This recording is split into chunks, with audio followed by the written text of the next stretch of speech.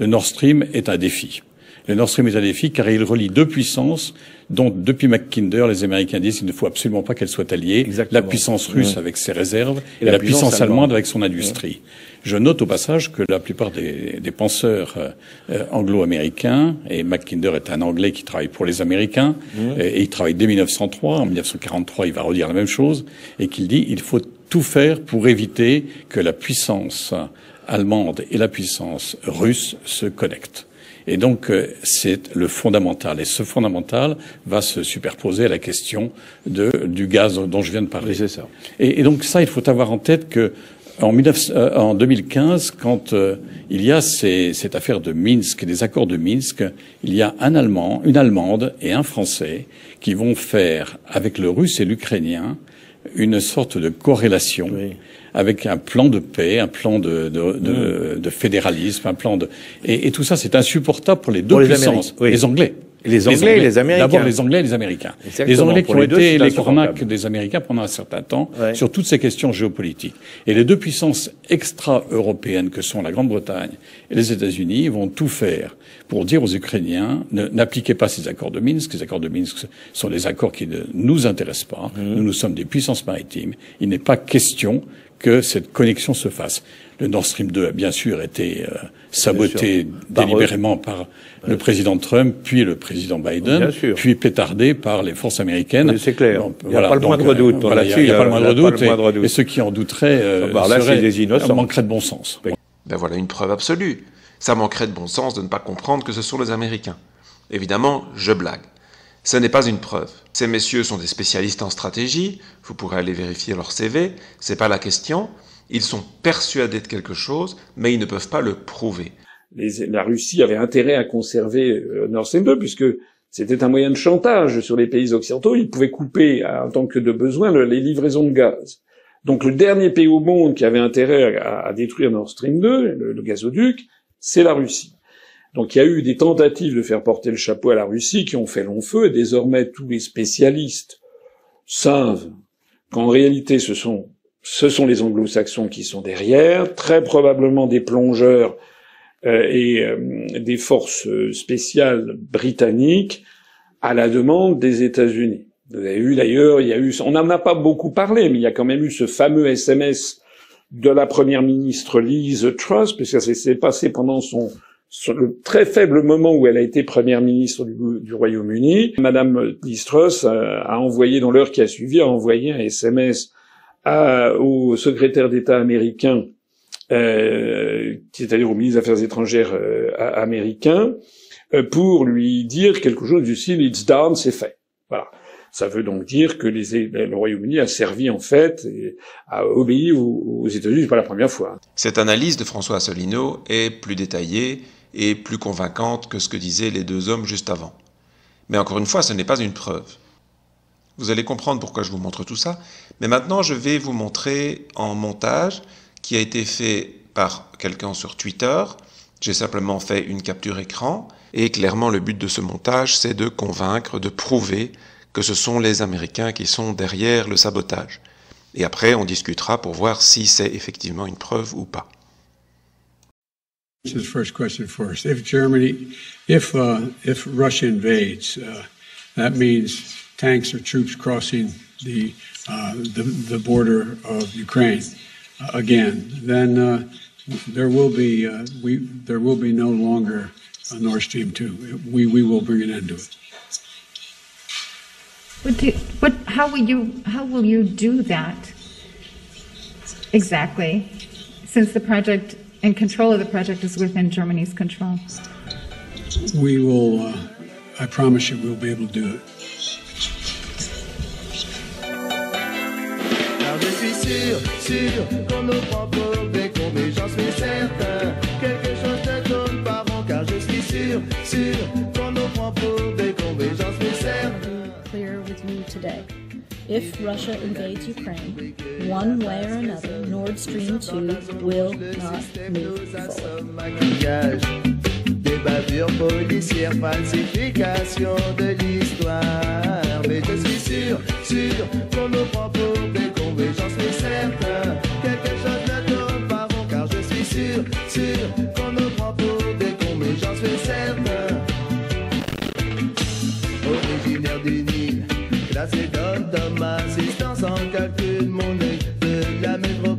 Faire tourner les machines la nuit quand on peut, faire attention à la manière dont on cuisine. Vous savez, cette histoire très, très basique mais réelle de mettre un couvercle sur la casserole.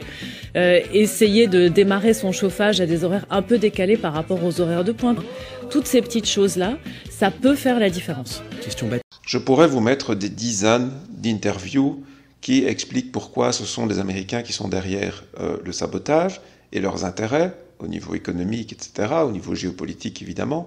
Mais en réalité, aucune de ces interviews ne peut être une preuve. Et le montage ici est intéressant, parce que les titres de journaux qui sont repris sont exacts, et évidemment les interviews qui sont ici sous-titrées, c'est plus facile, notamment de Joe Biden et de Victoria Nuland, existent vraiment, vous les retrouverez très facilement si vous le souhaitez, ces mots ont vraiment été prononcés, et il n'y a personne qui essaye de les cacher. Mais alors, il y a deux questions qui se posent. La première, c'est qu'est-ce qui va servir de preuve? Comment est-ce qu'on peut convaincre quelqu'un qui a une vision, on va dire, totalement orientée, pro-occidentale, qui croit que tous les sabotages et tous les actes terroristes viennent forcément des ennemis? Comment le convaincre? Comment lui ouvrir les yeux sur le fait que nous aussi, l'Occident, nous faisons des choses totalement dégoûtantes, y compris tuer des civils, etc., y compris pratiquer du terrorisme, et dans le cas de Nord Stream, de pratiquer du terrorisme entre alliés. Normalement, l'Allemagne et les États-Unis sont alliés. On peut évidemment se poser la question, est-ce que l'Allemagne, comme la France, n'est pas plutôt une colonie américaine? Mais ça, c'est une autre discussion. Toujours est-il que c'est contre l'intérêt de l'Allemagne d'avoir détruit ces gazoducs, et croire que les Américains ne sont pas capables de faire des actes contre leurs alliés, c'est très naïf. Mais le problème ici, c'est pas ça. Le problème, c'est comment le prouver. Je vais répondre à cette question, et en parallèle, on va réfléchir à l'utilité de cette action, de trouver des preuves pour convaincre les gens qui ne sont pas convaincus. À quoi ça peut bien servir? Mais tout d'abord, je vous montre encore un extrait qui, j'espère, va vraiment enrichir le sujet. De l'hôpital de Kuwait City, où soi-disant les soldats irakiens avaient débranché les couveuses, que les bébés étaient morts, etc. Donc on les fait passer pour des barbares. Et heureusement, une chaîne de télévision danoise, après la guerre, est allée enquêter. Donc l'hôpital de Kuwait City n'a pas de maternité. La jeune fille en pleurs qui déclarait ça devant l'ONU et qui avait soi-disant vu la chose, qui était au Koweït, c'était la fille de l'ambassadeur koweïtien, qui était depuis de nombreuses années aux États-Unis, qui avait plus remis les pieds dans son pays depuis un certain nombre d'années, etc. Bombardement de l'OTAN sur la Serbie. On est en 99. Milosevic est présenté comme le Hitler des Balkans et en train de faire un nettoyage ethnique au Kosovo. Milosevic s'est rendu au TPI, donc il a été mis en prison, il est mort en prison, mais on l'a quand même jugé, par contumace. Et le TPI l'a acquitté. Il n'y a jamais eu de nettoyage ethnique au Kosovo. Après, on arrive en Irak, les fameuses armes de destruction massive, et Colin Powell qui tient sa petite fiole, on les cherche toujours, les armes de destruction massive. Et donc maintenant, à chaque fois, je dirais, la désinformation a pris plus d'ampleur. Et maintenant, si un jour on doit faire l'histoire de cette guerre, c'est d'abord la première chose à dire. C'est la plus grande manœuvre de désinformation depuis l'histoire de la guerre moderne. Des interventions militaires souhaitées par les Américains qui ont été déclenchées sur un fait spectaculaire. Il y en a eu beaucoup, et ce fait spectaculaire a très souvent été en montage, en mensonge, de la part des autorités américaines pour déclencher la guerre. Ceci est prouvé. Par exemple, quand il prend le cas de Colin Powell et de sa petite fiole, Colin Powell a admis que l'information était fausse. Il dit avoir été trompé, etc., de ne pas avoir menti consciemment. Enfin, en même temps, il savait très bien qu'il n'y avait pas d'armes chimiques dans la fiole, sinon il ne l'aurait jamais emmené à l'Assemblée générale de l'ONU. Mais bon, ça c'est une parenthèse. Mais les autres cas, par exemple, l'histoire de la fille de l'ambassadeur du Koweït aux États-Unis, qui dit que les soldats irakiens ont détruit la maternité, retiré les bébés des couveuses, etc., ça a été non seulement démontré, on a même trouvé le cabinet de conseil qui a reçu 10 millions de dollars pour inventer l'histoire. C'est une espèce de McKinsey, à l'époque c'était pas McKinsey, c'était un concurrent, qui a monté toute l'histoire. Donc ceci est également prouvé. Le problème, c'est ça que je disais tout à l'heure, à quoi ça sert de prouver, comment prouver, c'est que quand on le prouve de façon définitive, eh bien c'est trop tard. C'est trop tard parce que oui, on convainc des gens, mais qu'est-ce que ça change? George Bush et Tony Blair ont inventé qu'il y avait des armes de destruction massive en Irak. Bon, on sait que c'était pas vrai, on sait qu'ils ont menti. Mais pourquoi est-ce qu'ils ont fait ça? Parce qu'ils voulaient une intervention militaire. Mais ils l'ont faite, l'intervention militaire. Il y a eu des centaines de milliers de morts en Irak. Les États-Unis ont obtenu, ou n'ont pas obtenu, peu importe à la limite, ce qu'ils recherchaient en Irak. Ils voulaient la guerre, ils l'ont eue. Maintenant, on dit ils ont menti. Mais c'est trop tard. Ce qu'il fallait, c'est démontrer qu'ils mentent pour qu'ils ne fassent pas la guerre. C'est ça qui est intéressant. Sinon, ça ne sert à rien. Et donc, ça répond à l'autre question. C'est pour ça que je les ai mises en parallèle. À quoi ça sert de convaincre les gens? Mais le but, c'est de changer le cours de l'histoire. Le but, c'est d'avoir assez de gens convaincus que ce sont des mensonges pour qu'ils se révoltent contre la décision de leur gouvernement et que donc on puisse arrêter l'escalade guerrière. Je parle notamment de cette guerre en Ukraine qui a lieu maintenant. Je ne souhaite pas qu'il y ait une escalade. Je n'ai pas envie qu'il y ait un échange de missiles nucléaires entre l'Occident et la Russie qui ferait des dégâts considérables, des millions de morts, etc. Je veux absolument pas de ça. Quelle est la seule façon de l'arrêter? Eh bien, c'est que le grand public soit majoritairement convaincu que, effectivement, il y a des gros mensonges, parce que l'Occident, en particulier les États-Unis, surtout les États-Unis, veulent absolument cette guerre. Il y a des individus, bien sûr, en Europe aussi, mais ce n'est pas l'intérêt des Européens. Ça peut éventuellement être l'intérêt des Américains, mais en tout cas, eux, c'est ce qu'ils veulent. Et donc, ils vous mentent pour vous convaincre que réagir comme ils le font est acceptable. Donc, à quoi sert ma vidéo? À quoi sert l'épreuve? C'est que vous changiez d'avis si jamais vous pensez qu'effectivement les Américains sont dans leur droit, les Ukrainiens sont dans leur droit, et ce sont les Russes qui ont provoqué tout ça, eh bien c'est de vous convaincre que c'est pas vrai. Et pour vous convaincre, il faut des preuves. Vous voyez, c'est un petit peu le problème. C'est que si vous attendez des preuves qui sont trop précises, eh bien ce sera trop tard.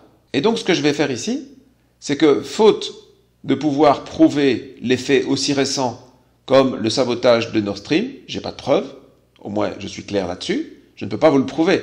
Il y a effectivement tout bon sens mène aux Occidentaux. Les Américains ont toujours dit qu'ils étaient contre Nord Stream. Trump était venu essayer de convaincre en Allemagne de ne jamais le mettre en service.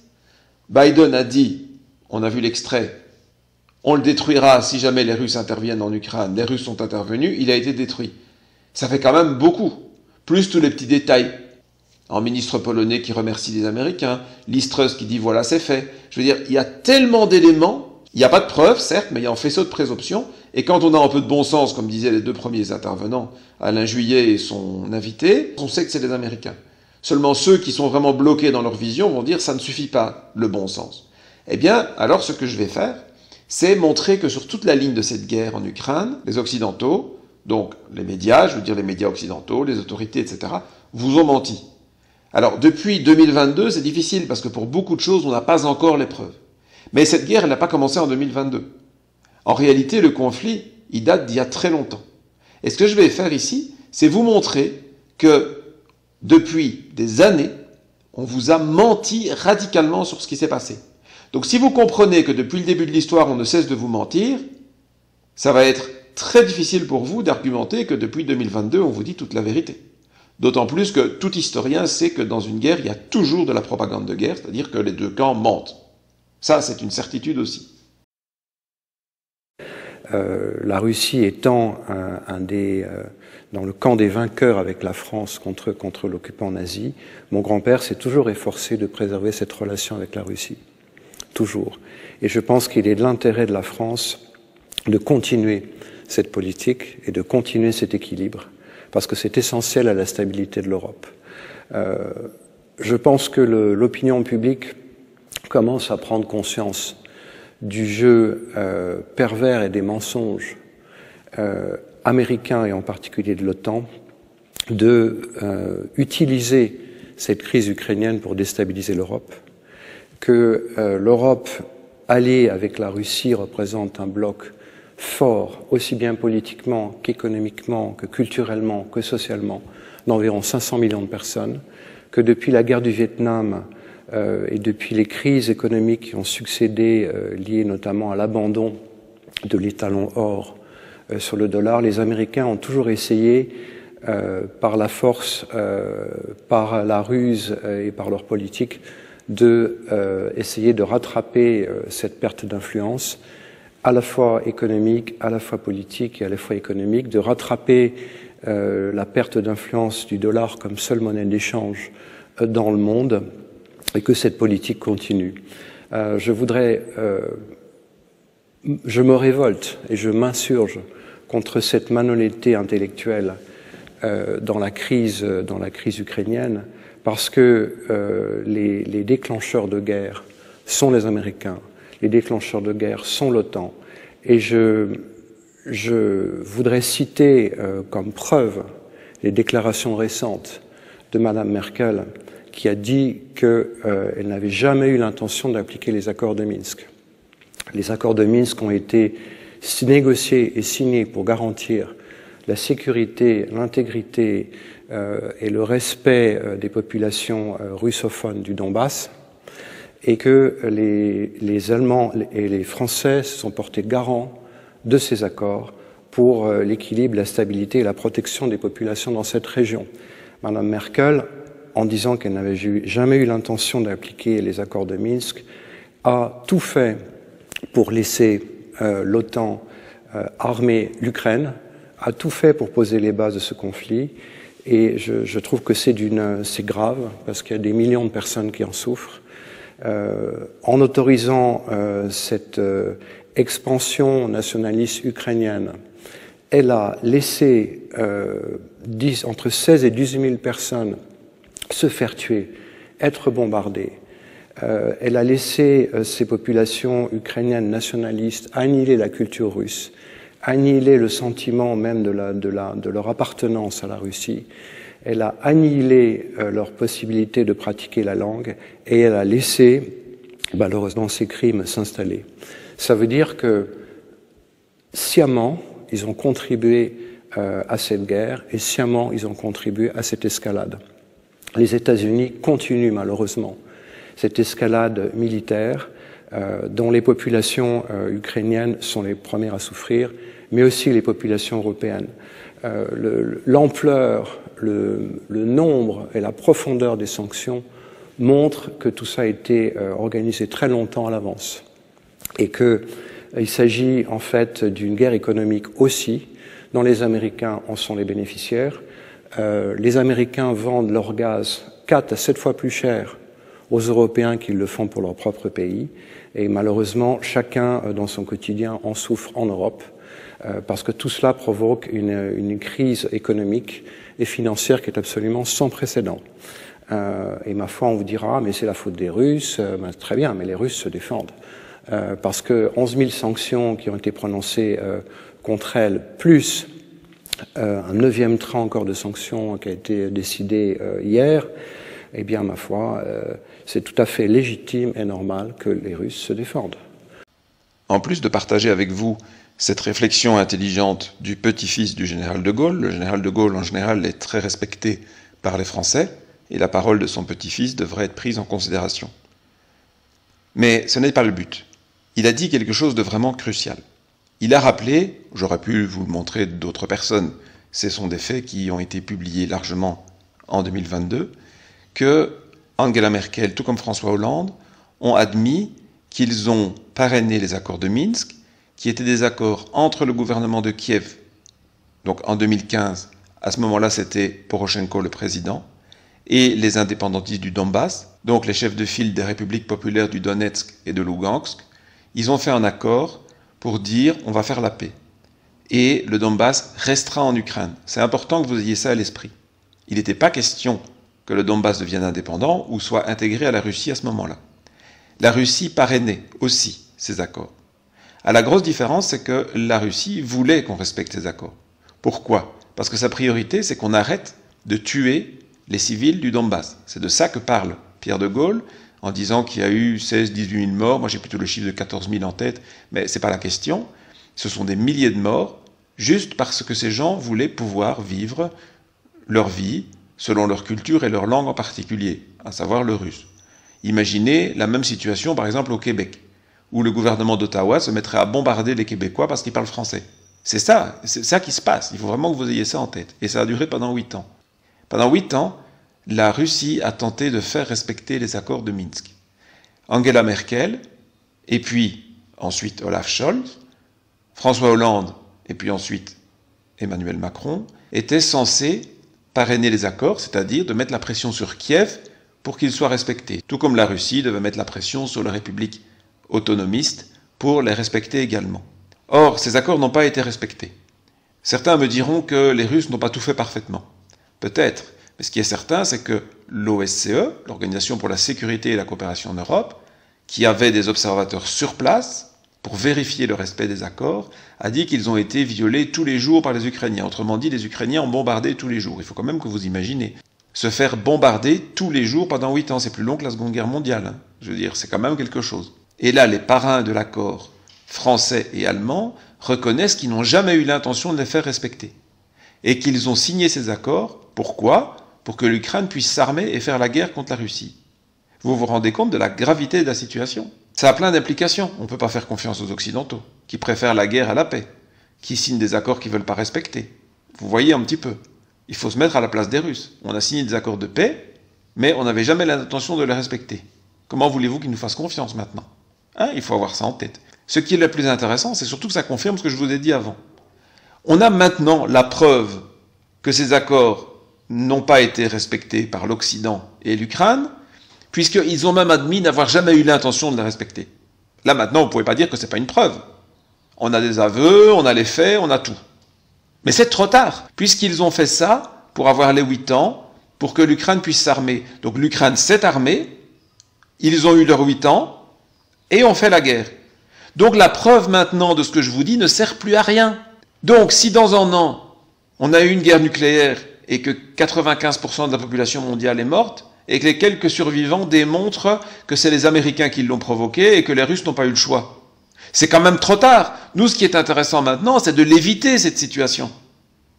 C'est ça, il faut vraiment que vous réfléchissiez. Si vous êtes encore à croire la propagande occidentale, qu'on est obligé de continuer à armer l'Ukraine, à envoyer des tanks, puis peut-être des avions, puis des missiles, peut-être même des missiles nucléaires, on va droit à la guerre mondiale. Et on essaie de vous faire croire qu'on n'a pas le choix parce que c'est la Russie qui est agressive. Ce qui est faux. Mais si vous continuez à le croire, on risque vraiment d'y arriver à cette guerre mondiale. Donc il faut que vous ouvriez les yeux. Et c'est le but de ma vidéo. Or, comme je ne peux pas vous prouver les choses là de dernière minute, ce que je vais faire, c'est de vous prouver que depuis au moins 25 ans, les Américains ont planifié et préparé cette guerre parce qu'ils la souhaitaient. Ça, je peux le prouver. Et non seulement je vais le prouver, mais je vais le prouver dans cette vidéo. J'entends certains d'entre vous, ah oui, une vidéo YouTube, c'est jamais une preuve. C'est vrai, c'est pas ma vidéo la preuve. La vidéo, elle vous explique les preuves, elle vous montre les preuves, mais les preuves proprement dites, tout ce que je vais vous montrer ici, je vais le mettre dans une page de mon site internet avec les liens qui pointent vers les articles que j'ai mis ici en capture écran et qui sont des preuves de tout ce que je vais vous dire. Et qu'est-ce que je vais vous dire dans cette vidéo? Parce qu'il y aura une suite. Je vais vous dire quelque chose de très important. J'entends des gens dire « Ah, c'est vrai, les accords de Minsk, on les a pas respectés et tout ça, mais c'est de la faute de la Russie qui a commencé puisqu'elle a envahi la Crimée. » C'est ça le point de bascule. C'est ça l'argument de tous ceux qui soutiennent la politique belliqueuse occidentale. C'est la Russie qui a commencé en 2014. Eh bien, je vais vous prouver que c'est faux. Je vais donc refaire l'historique de l'Ukraine jusqu'en 2014 et de vous montrer donc que la situation n'est pas du tout celle qu'on croit. Je vais même vous apprendre que c'est l'Ukraine qui a annexé la Crimée de force. Et ça, c'est quelque chose que les Occidentaux ne vous disent pas beaucoup. Et pourtant, ils vous l'ont dit à l'époque. Parce que je vais vous montrer les coupures de presse de l'époque des journaux occidentaux français qui vous confirment ce que je vous dis ici. Et dans la vidéo suivante, on pourra analyser alors cette fameuse année 2014 pour comprendre ce qui s'est vraiment passé. Et donc, cette histoire d'invasion de la Crimée ou d'annexion de la Crimée par la Russie, eh bien, vous allez pouvoir lourdement la relativiser. Mais d'abord, il faut le contexte, l'historique et les preuves que je vous apporte donc dans cette vidéo. On va le faire tout de suite après ce petit extrait.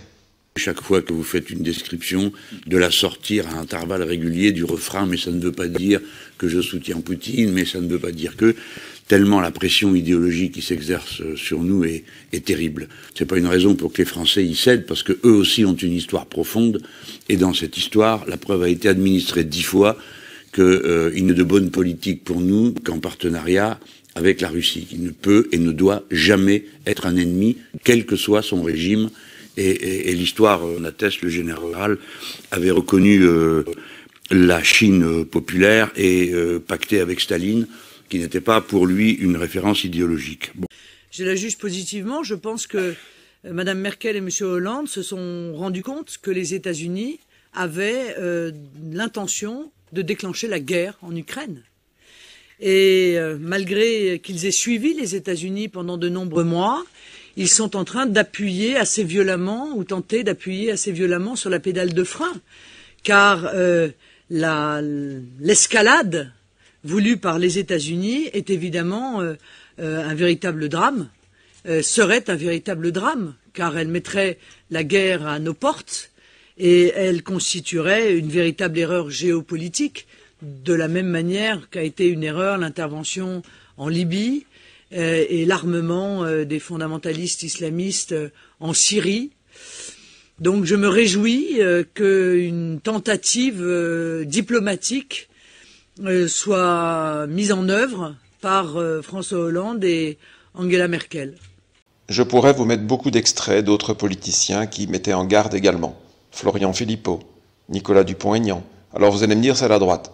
Ben non, il y a aussi la gauche. Vous avez vu Mélenchon, il y a Nathalie Arthaud aussi. J'ai d'ailleurs repris des extraits sur ses propos concernant la guerre en Ukraine qu'elle a très bien compris dans ma vidéo la concernant avant l'élection présidentielle. Mais les deux extrêmes, ou considérés comme tels, sur l'échiquier politique français, à l'extrême gauche Jean-Luc Mélenchon, à l'extrême droite Marine Le Pen, même si je considère que cette classification est incorrecte, peu importe, disent la même chose. À gauche, Mélenchon dit la pression idéologique. Mais la pression idéologique de qui? De l'Union européenne, donc des États-Unis, puisqu'on sait qu'au moins au niveau géopolitique, il n'y a pas de doute, l'Union européenne n'est qu'en pion des États-Unis. Donc, on met la pression sur les politiciens pour qu'ils ne soutiennent pas Poutine, pour qu'ils ne se rapprochent pas de la Russie. Ça correspond à tous les propos que je vous tiens et que les intervenants que j'ai fait parler donc dans les extraits vous tiennent depuis le début de la vidéo. C'était bien avant l'intervention militaire de février dernier, donc de février 2022, puisqu'on est de nouveau en février, ça fait donc 1 an. Marine Le Pen est plus directe, elle dit les Américains veulent la guerre.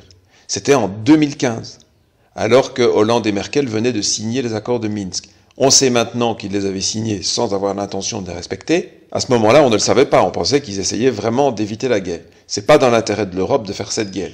Les États-Unis, certes, la veulent, mais nous n'avons pas intérêt. Et donc, on espérait à ce moment-là que, effectivement, grâce à la France et l'Allemagne, on allait pouvoir l'éviter. Et donc, c'est pour ça que je vous dis que 2014 est si important.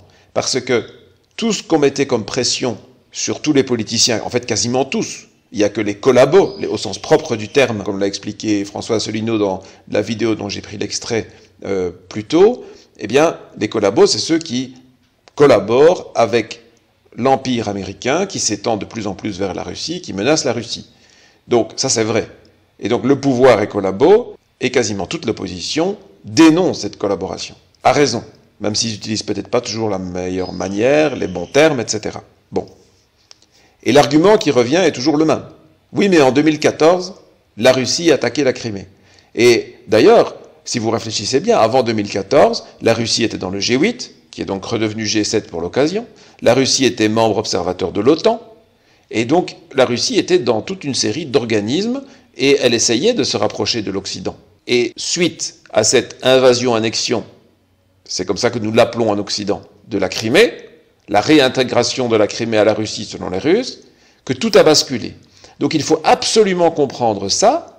Pourquoi? Mais on ne reviendra pas sur ce qui s'est passé en 2014, mais en vous démontrant que tout le narratif occidental sur cette action, on va dire, en Crimée en 2014, est mensonger, et ça on peut le prouver, vous pouvez comprendre que la guerre était déjà planifiée, que les Américains ont fait ça pour avoir la guerre, et que donc maintenant, il faut absolument, pour reprendre les termes de Madame Le Pen, appuyer sur la pédale de frein, mais bien plus fort qu'Hollande et Merkel, et beaucoup plus honnêtement surtout. Il est vraiment plus que temps. Parce qu'on est au bord, réellement, d'une 3e guerre mondiale, puisque c'est ce que les Américains apparemment veulent. Je ne dis pas ça maintenant parce que ça devient plus tendu. Regardez, je l'ai dit dans une vidéo qui date, je crois c'est mai ou juin 2022, où j'expliquais que s'il y a une 3e guerre mondiale, si on y va, c'est parce que les Américains, voyant que leur stratégie d'affaiblir la Russie grâce à une guerre longue en Ukraine ne marche pas, puisque la Russie est en train d'écraser ce qui reste de l'armée ukrainienne, c'est-à-dire plus rien du tout, mais elle survit grâce à du matériel et à des hommes qui viennent d'Occident, eh bien, voyant que leur stratégie ne marche pas, ils sont en train de faire n'importe quoi. Parce qu'une guerre nucléaire, c'est n'importe quoi, on est bien d'accord.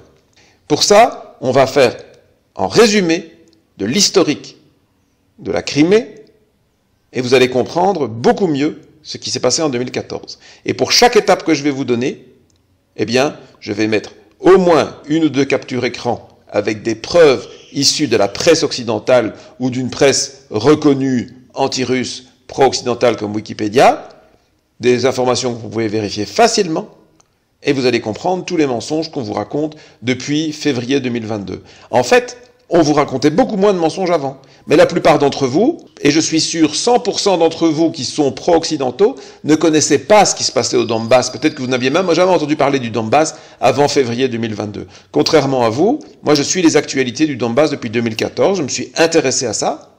Et donc, quand on parle des nazis en Ukraine, les gens disent d'où ça sort? Mais Le Monde, Le Point, Libé, tous ces grands journaux français de gauche parlaient des nazis en Ukraine jusqu'en 2021. Simplement, vous ne vous intéressiez pas à ce qui se passait là-bas, à ce moment-là, et donc maintenant, tout est nouveau pour vous, et vous vous contentez de répéter ce qui vous est dit à la télévision. Et c'est pour ça que vous croyez encore à l'agression russe, aux méchants russes qui voudraient envahir l'Europe, ou je ne sais pas quelle stupidité, qui n'a absolument aucun sens. Il n'y a absolument aucune raison d'imaginer une chose pareille, sauf la propagande occidentale pour vous faire peur, et donc justifier qu'on soutienne l'Ukraine et qu'on arme l'Ukraine. Il y a des tas de choses qui sont complètement passées sous silence. D'abord, il y a la question, pour moi, fondamentale, c'est qu'est-ce que les gens de l'Est de l'Ukraine, est-ce que les gens de l'Est de l'Ukraine ont le droit de dire quelque chose sur là où ils veulent vivre? Pourquoi est-ce que le Kosovo, par exemple, devait à tout prix devenir indépendant parce que les Kosovars ne voulaient pas être serbes, ne voulaient pas faire partie de la Serbie, mais les gens dans l'Est de l'Ukraine n'ont pas le droit de dire qu'ils n'ont pas envie d'être dans une Ukraine avec un gouvernement très fort anti-russe, alors que ce centre-russe, ils ont toujours été russes. Et ils ont été rattachés. Alors, l'ironie absolue, c'est qu'ils ont été rattachés à l'Ukraine arbitrairement à l'époque de la Révolution d'octobre par les bolcheviks. Alors maintenant, on est en train de dire que sont sacro-saintes des frontières totalement arbitraires qui ont été découpées à l'époque de l'Empire russe dans ce qui était l'Empire russe, et on a mis des populations russes en même temps que l'Ukraine dans une Ukraine artificielle et créée par et c'est ces frontières-là créées par des bolcheviks qui sont sacro-saintes. Et on a rajouté, Khrouchtchev a rajouté la Crimée à l'Ukraine en 54. Ça a été condamné à l'époque par le Parlement, par le Congrès des États-Unis, condamnait tout ce que faisaient les Soviétiques. Et maintenant, on nous explique que c'est sacro-saint que l'Ukraine récupère la Crimée. Mais les Criméens, ils ont le droit de dire quelque chose. Ils ont toujours été russes. Ils étaient russes depuis avant la création des États-Unis. Le fait que je cite quelqu'un ou que je prenne un extrait, je le rappelle, ne signifie pas que je suis d'accord avec tout le discours de la personne. Ici, Jean Bricmont, avec lequel je suis totalement en désaccord, par exemple sur la crise sanitaire, fait un petit résumé rapide qui me fait gagner du temps tout simplement. Il dit quelque chose de très important, mais ça vous le savez déjà, c'est que l'existence de l'Ukraine et surtout le rattachement de la Crimée à l'Ukraine est totalement artificiel et a été décidé par des dirigeants communistes et on ne devrait pas considérer leurs décisions comme si importantes. Mais il soulève le problème. Que pensent les gens de la Crimée? Est-ce qu'on leur a demandé leur avis? Regardez, les détails sont sur Wikipédia, et si vous trouvez ça insuffisant, même si personne ne nie l'existence de ces référendums, vous pouvez trouver bien sûr d'autres publications. Il s'agit ici du référendum de 91. Attention, il y en a eu 2, c'est celui de janvier 91. Le suivant n'est pas la même question, c'était une question de la dissolution en fait de l'Union soviétique, celui de décembre 91. En janvier 91, on a demandé aux Criméens, qu'est-ce qu'on a demandé? C'est important la question. Soutenez-vous le rétablissement de la République socialiste soviétique autonome de Crimée en tant que sujet de l'Union des républiques socialistes soviétiques, de l'URSS, et participant au traité de l'Union? L'autre option, c'est de rester en oblast, une province, si vous voulez, de l'Ukraine. On ne leur a pas demandé s'ils voulaient être indépendants, mais on leur a demandé s'ils voulaient rester une partie de l'Ukraine ou devenir une république autonome de l'Union soviétique. La réponse est claire. À 94%, ils ont dit qu'ils voulaient redevenir une république autonome. Donc déjà, c'était quand même assez clair. Maintenant, vous allez dire, oui, mais peut-être qu'au moment de l'éclatement de l'Union soviétique. Regardez maintenant le référendum de 94. Quelle était la question cette fois? L'élargissement de l'autonomie de la République de Crimée, la possibilité de la double nationalité, autrement dit de ne pas seulement être ukrainien, comme il l'était de fait à ce moment-là, mais d'être aussi russe, et l'élargissement des pouvoirs du président de la Crimée. Les 3 questions ont gagné largement. 78% pour élargir l'autonomie de la Crimée par rapport à l'Ukraine, bien entendu, puisque pratiquement, même si ce n'est pas ce que voulaient les Criméens, c'était une partie de l'Ukraine. La possibilité de la double nationalité, 82%, presque 83% voulaient être au moins en partie russes, et 78% voulaient élargir le pouvoir du président de Crimée, et donc il pouvait s'opposer aux lois, évidemment, dictées par Kiev. Donc même si jusque-là il n'y a pas eu de référendum sur l'indépendance en tant que telle, la question, la mentalité des Criméens par rapport à leur appartenance à l'Ukraine ou leur rapprochement avec la Russie était très très nette. Avec tous ces référendums et le souhait réel des Criméens de redevenir russes, ce qu'ils ont été, comme le dit Jean Bricmont, depuis très longtemps, eh bien, qu'est-ce qui s'est passé? C'est très important ce que je vous dis là, et regardez les sources que je prends. Lemonde.fr. Vous êtes d'accord? Je ne prends pas un journal pro-russe. L'Ukraine tente de prendre le contrôle de la Crimée par la force. Kiev a lancé des unités spéciales pour contrer les autorités indépendantistes de la péninsule, surtout peuplée de Russes.